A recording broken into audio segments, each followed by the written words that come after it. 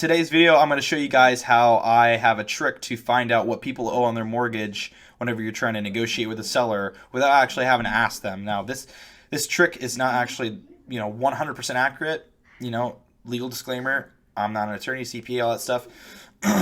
If you're using this in your business, it could be really, really helpful, especially when you're doing direct to seller marketing. And I want to show you guys this because I was personally doing it,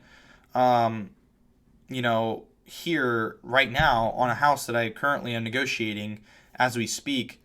And I want to show you this because it just pulled up. I'm like, man, somebody would bring value. This would bring value to somebody out there. So what had happened here is the seller wouldn't tell me how much she owes on the mortgage. Okay. And I'm going to blur out her information because obviously we're not under contract. I don't want to give away information, as well as I want to protect her. So on this property right here, she had got a standalone mortgage, looks like twice, but I'm assuming this was for closing costs or something, or it's a cash out refinance.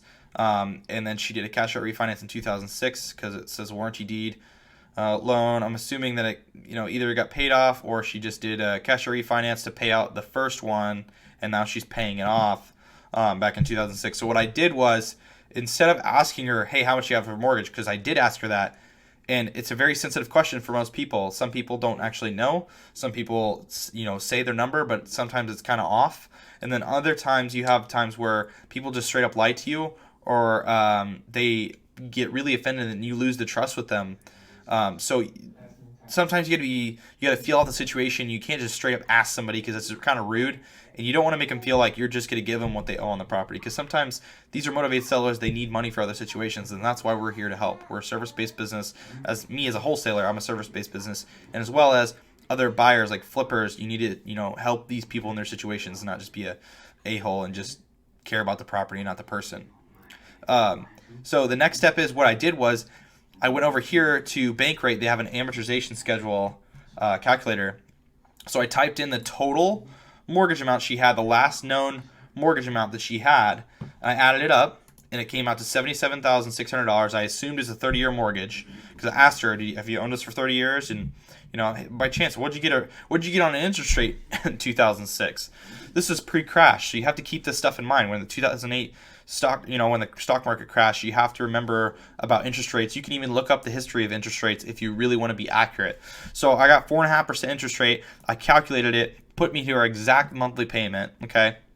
And it tells me from 2006 all the way to today's date. So we're going to scroll down all the way to today's date, and then at that point we're going to pull up to, sorry about that, I passed you. So February 2020 shows me right here. She owes $55,252.89. This is not 100% accurate, but it does give you a solid number. It tells me that when she's asking me $65,000 for a property and her payoff might be around $55,000, she's probably wanting $10,000 in her pocket to walk away from this property. It helps you a lot in the negotiation phases, especially if you're a savvy investor and you can offer subject to or owner financing, and then in turn you'd be like, look, I can pay you $10,000, and then you just owner finance the property to me. That'd be a way easier solution, and then that way you don't have to go get a loan. Okay, so this is something that I really wanted to help you guys out with. Like I said, totally not 100% accurate. You can use this to help you out. It's definitely a tactic to help you with negotiations, especially if someone owns something free and clear, or if something does have a mortgage on it and they don't even know the actual mortgage amount. You can actually help them out in finding that out, or even have them call the bank.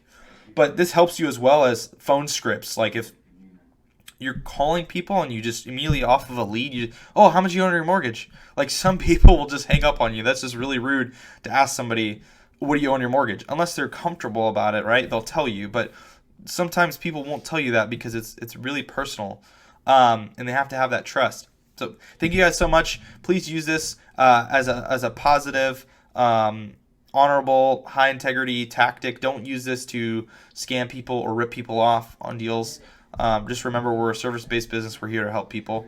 So thank you guys so much for liking this video. Share this video with your friends.